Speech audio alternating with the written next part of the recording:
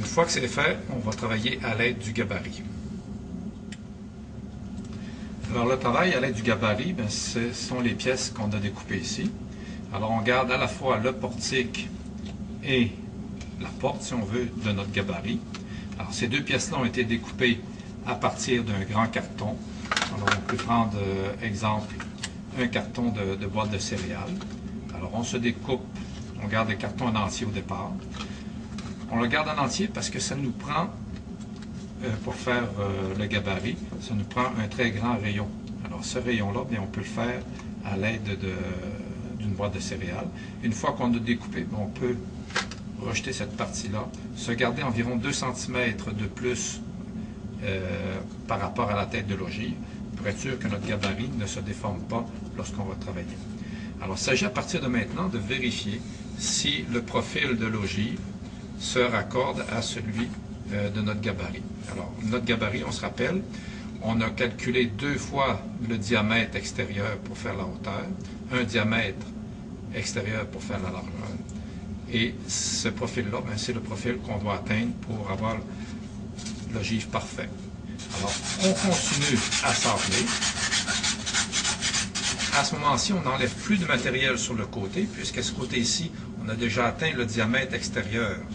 Alors, ce qu'il nous reste à faire, c'est donner la forme conique pour avoir un cône parfaitement centré. Et on sabre en tournant régulièrement, en s'assurant qu'on n'enlève que le matériel qui est en trop. Alors, en tournant régulièrement,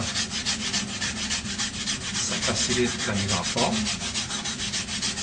On ne met pas trop de pression sur le styromousse pour ne pas le casser. Alors, il faut toujours le soutenir à l'aide de notre doigt de l'autre côté.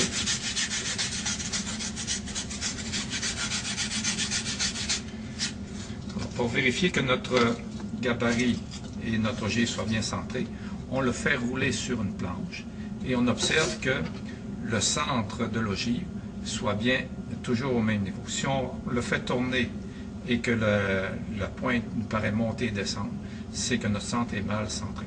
À ce moment-là, on recherche le point haut, on fait un trait sur le point haut, le point le plus élevé de notre ogive, et on vient enlever du matériel dans cette zone-là.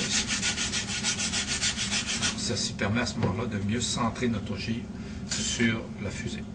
Alors, ceci complète notre travail sur l'ogive. Il s'agit donc, à partir de ce moment-là, de raffiner jusqu'à ce que ça concorde parfaitement avec notre gabarit. Alors, il nous reste encore un peu de matériel enlevé. On peut en laisser un peu plus, mais il faut éviter d'en mettre moins. Alors, si vous êtes rendu à une ogive beaucoup plus courte, à ce moment-là, il est temps de recommencer votre travail puisque vous avez dépassé la hauteur minimale qui était de 2 diamètres que l'on recherchait.